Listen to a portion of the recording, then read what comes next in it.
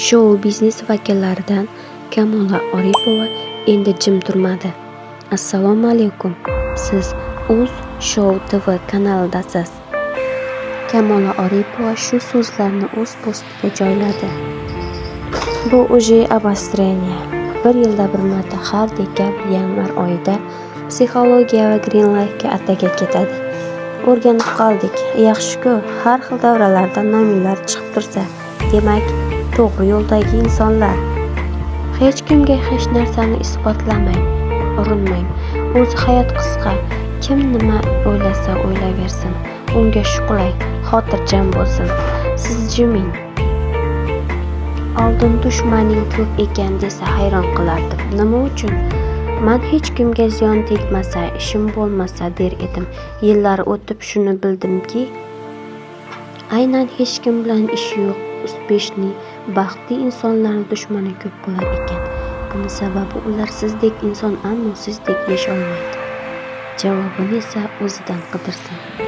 Просто man bunaqa muammolarni storiesga internet kam kiraman. То есть как kiraman endi bu narsa qo'yganim. Но Storypan nima deb o'ylaysiz? Qarang, Feruzani yozgan Storypan blogi. Да я ничего не знаю, кто nima degan. Я так поняла, речь идет о карте желания, да? Xohishlar xaritasi to'g'risida va buni gunoh degan ekan Feruza Normatova.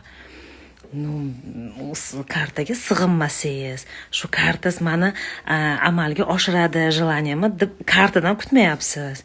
Allohim berar. Mana shu o'zimni aytadi-ku, nada цель Vселенныйga, olamga, Allohga shu so'raysizmi, ber deysizmi? To'g'ri, xohlasangiz mana bunaqa o'tirib so'raysiz. Xohlasangiz o'zingizni prosta miyangizni joyiga keltirish uchun asab tizimini, bu isbotlangan narsa, qo'l bilan miya bog'liq. Chizayotganda, bo'yayotganimizda miya rivojlanadi bolada ham, qariyalarga ham yaxshi, чтобы Alsgeymer oldini olish uchun. Так почему нет? Это просто misol men o'zim neyrografiya bilan shug'ullanaman-ku, art terapiyaga bolalarim kelganda. Misol ular qanaqadir orzusini yoki tam qog'ozdan yordam so'ramaydi.